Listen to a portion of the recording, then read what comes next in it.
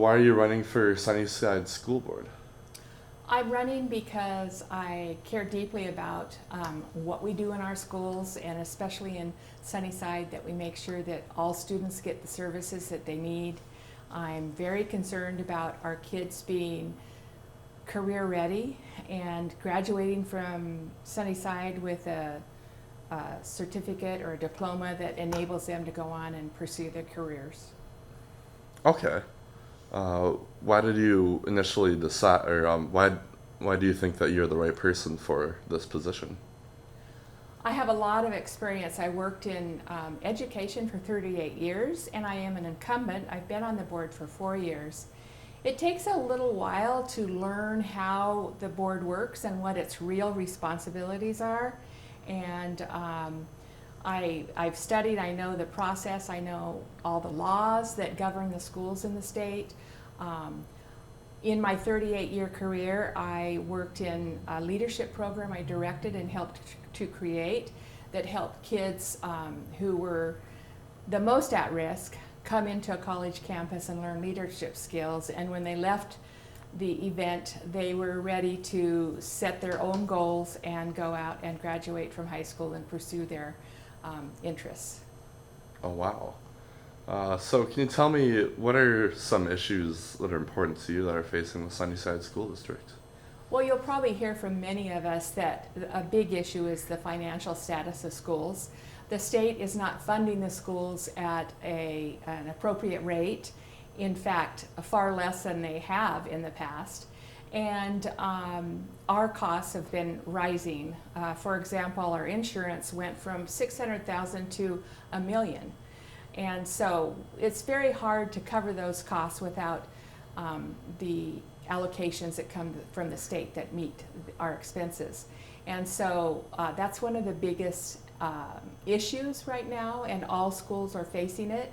In Sunnyside, we've done an excellent job of accommodating some of the increases by not filling positions as people leave and that kind of thing. So we haven't had to make some real critical cuts. But in the future, if we lose some of our federal funding, then we will have to make some very difficult decisions about what our priorities are. And my priority in terms of the financial status and making, distributing the monies and the assets that we do have is to always put focus on the classroom and on direct services to students. So this issue with the budget and schools not being funded, is that something that's specific to Sunnyside, or is that something that's being seen up and down the valley? It's all over the state. Washington State, which funds schools, has cut their allocations, and they are not meeting up to the same standard as in the past, and all schools in the state are suffering from increased costs and less money. Okay. So moving forward, what difference do you hope to make in this term if you are to be reelected? I really would like to see a parent center established in Sunnyside. We have a difficult time, and it's a challenge to reach out to all parents. And understandably, many of our parents are working in the fields or working all day long, and when they get home, they don't want to have to come into a school to meet with people. And we need to create an environment that makes it easy and beneficial for our students to come in. And a parent center would do just that. I think that the parent center could be in collaborations with agencies in the area, like provide ESL and provide some parenting classes and provide a place where parents can come together and help the school decide on its priorities and that kind of thing. All right. And then lastly, this year's Sunnyside School District election looks different from years past. How has this change affected you as you're running for your position again this year? Good question.